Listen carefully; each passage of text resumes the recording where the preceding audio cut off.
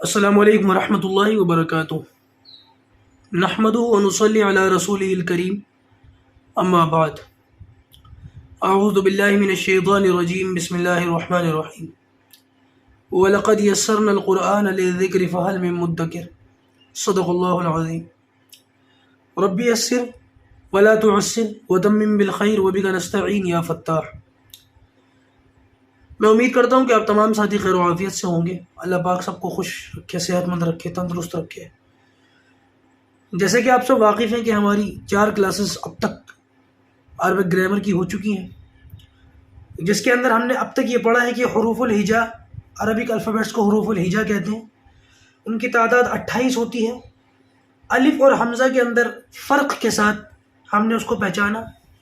زبر زیر پیش جزم، اس کو حرکت کہتے ہیں۔ 2 زبر 2 زیر 2 پیش کو تنوین کہتے ہیں، ڈبل حرکت کہتے ہیں۔ اگر الف کے اوپر ان میں سے کچھ بھی آ جائے تو پھر وہ حمزہ سے بدل جاتا ہے۔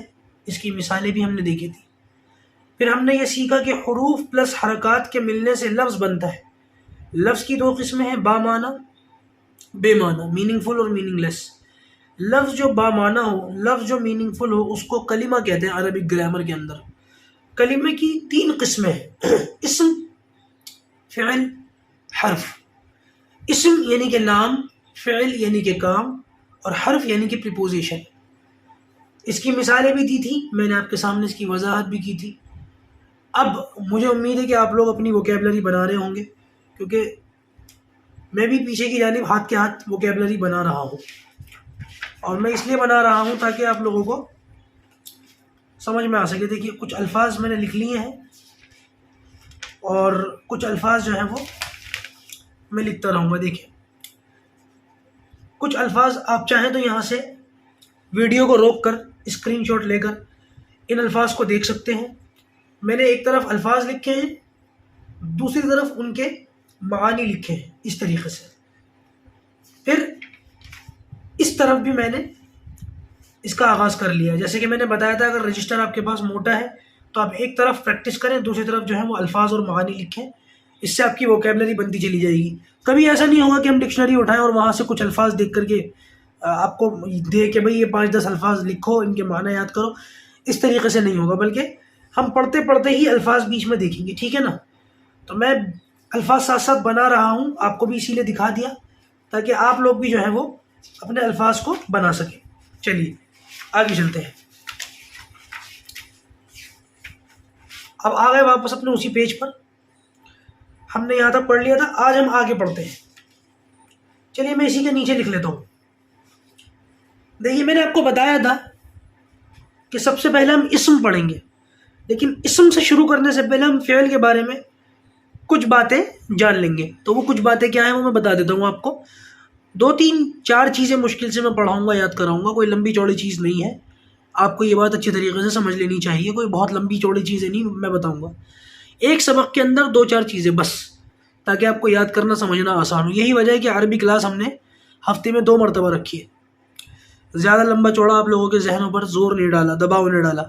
آپ اطمینان سے پڑھیں، تسلی سے پڑھیں، تھوڑا تھوڑا پڑھیں، لیکن ٹھیک پڑھیں، سمجھ کر پڑھیں۔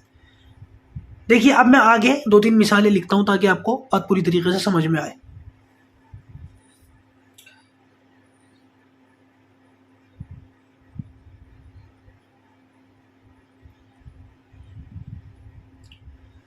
یہ ایک مثال میں نے لکھی ہے، اس نے مارا۔ جن لوگوں کو اردو نہیں آتی، پھر درخواست کروں گا کہ اسی وجہ سے، اسی کمی کو دور کرنے کے لیے ہم نے اردو کلاس جو ہے شروع کی ہے۔ آپ وہاں جا کر کے اردو کلاسز لے لیں، پھر عربی کلاسز جوائن کریں۔ اگر اردو نہیں آتی تو پہلے اردو لے لیں، اردو جب آ جائے گی پھر انشاءاللہ عربی کلاسز کو لے لیجیے گا۔ برائے مہربانی ہمارے اوپر تھوڑی سی شفقت کریں۔ بہت سارے لوگ مجھ سے کہہ رہے ہیں انگلش میں عربی سکھائیں، بہت سارے لوگ کہہ رہے ہیں ہندی میں سکھائیں۔ تو آپ سے گزارش ہے تھوڑا سا آپ اردو سیکھ لیں، تاکہ اردو سیکھنے سے آپ کو یہ کورس لینا آسان ہو۔ اور پھر دوسری بات میں بتا چکا ہوں کہ اردو کے الفاظ عربی کے اندر اتنے ہیں کہ عربی کے اندر 80% الفاظ اردو کے ہیں، تو لہذا اس وجہ سے بھی آپ کو اردو کی کلاسز لینی چاہیے کہ آپ کی عربی بہت حد تک آسان ہو جائے گی، ٹھیک ہے؟ تو میں نے ایک مثال لکھی ہے، اس نے مارا۔ ایک اور مثال لکھ لیتے ہیں۔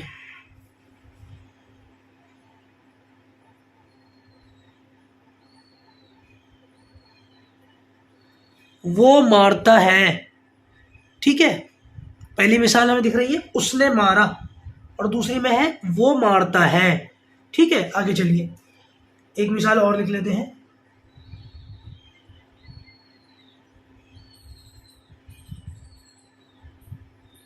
وہ مارے گا.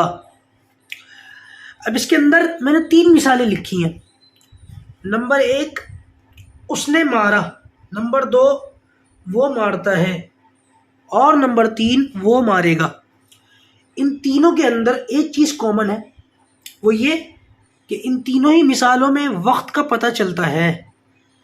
اس نے مارا یعنی کہ گزشتہ وقت میں ایک کام ہوا، تو اس سے پاسٹ کا پتہ چلتا ہے، پاسٹ، گزرا وقت. اسی طریقے سے وہ مارتا ہے یعنی کہ ابھی پریزنٹ میں کوئی کام ہو رہا ہے جو بار بار کر رہا ہے، وہ مارتا ہے، وہ بار بار مار رہا ہے. ٹھیک ہے، اسی طریقے سے آخری مثال ہے وہ مارے گا یعنی کہ فیوچر میں ایک کام ہوگا، ابھی کوئی کام ہوا نہیں ہے، فیوچر میں ہوگا. ان تینوں ہی مثالوں میں ہمیں وقت کے کانسیپٹ کا پتہ چل رہا ہے کہ وہ مارتا ہے، وہ مارے گا، یا اس نے مارا. اصل میں عربک گرامر کے اندر فعل کہتے ہی اس کو ہیں کہ جس میں وقت کا پتہ چلتا ہو. جب ہم کوئی سینٹنس بتائیں گے، کوئی جملہ بتائیں گے، تو اس جملے کے اندر کام اسے ہی سمجھا جائے گا جس میں وقت کا پتہ چلتا ہو، چاہے وقت کی تینوں کیٹیگری میں سے کوئی ایک کیٹیگری ہو، پاسٹ ہو، پریزنٹ ہو، ماضی ہو، پاسٹ ہو، پریزنٹ ہو، فیوچر ہو. ٹھیک ہے، تو لہذا پاسٹ، پریزنٹ، فیوچر اگر تینوں میں سے کوئی ایک چیز بھی پتہ چل رہی ہے تو وہ فعل ہے. جبکہ ایک لفظ آتا ہے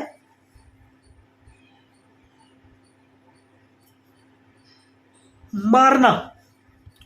دیکھیے مارنے کا لفظ یہ بھی ہے، ان تینوں کے اندر بھی مارنے کا پتہ چل رہا ہے. کوئی کام ہوا ہے، کام کیا ہوا ہے؟ مارنے کا. اس نے مارا، وہ مارتا ہے، وہ مارے گا. جبکہ مارنا اس کے اندر وقت کا پتہ نہیں چلتا. یہی وجہ ہے کہ یہ فعل نہیں ہے.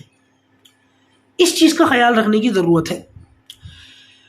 وہ فعل جس کے اندر وقت کا پتہ نہ چلتا ہو اس کو کبھی بھی فعل نہیں کہا جائے گا، وہ فعل نہیں سمجھا جائے گا عربک گرامر کے اندر.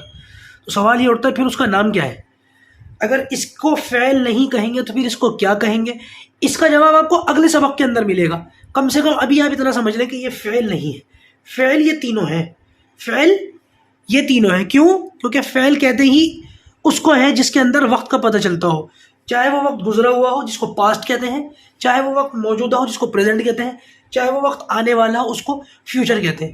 اچھا، وقت کی تینوں جو کیٹیگریز ہیں، past, present, future, Arabic grammar کے اندر ہماری اصطلاحات کے اندر اس کو کیا کہیں گے یہ بھی آج آپ سمجھ لیں.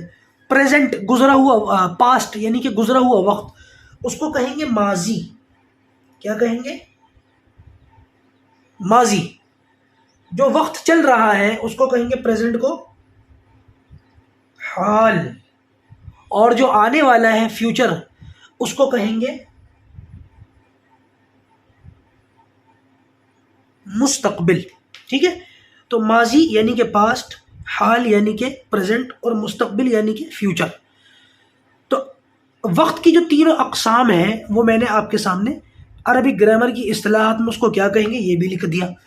اور فعل کس کو کہیں گے؟ جس میں ان تینوں وقتوں میں سے کسی ایک کا کم سے کم پتہ چلتا ہو، اور جس میں وقت کا پتہ نہ چلتا ہو اس کو فعل نہیں کہیں گے. بس یہ بات آپ کو سمجھانی تھی، یہ چھوٹا سا معاملہ آپ کے سامنے رکھنا تھا.